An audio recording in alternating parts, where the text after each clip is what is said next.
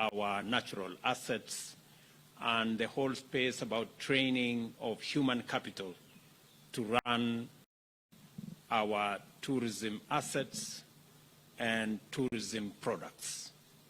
And we have extended scholarships to citizens of Angola. In fact, we have already 5 scholarships running. Students from Angola reported to our Kenya Utalii College last September. They are undertaking their courses. We have agreed in this meeting to expand avenues and spaces of training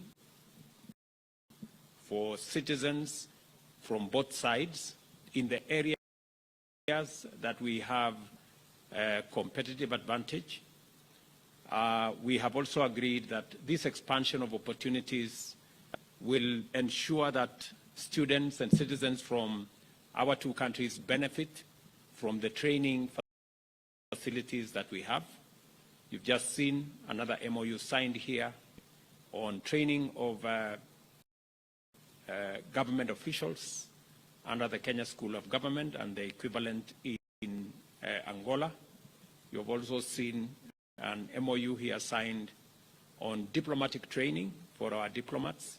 And so the scope of expansion is going to go into the Tibet space, into many other spaces.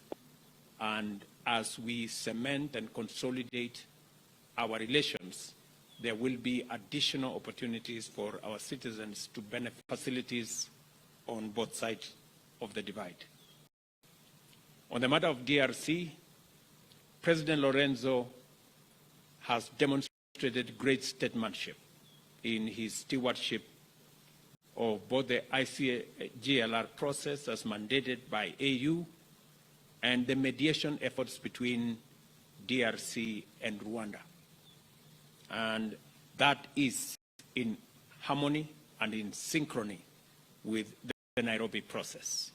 The Nairobi process is engaged in bringing together the armed groups and engaging them in dialogue so that they can participate in the process that will eventually, starting with cessation of hostilities, going into the next phase of cantonment, then demobilization and disarmament, and then reintegration further down the road.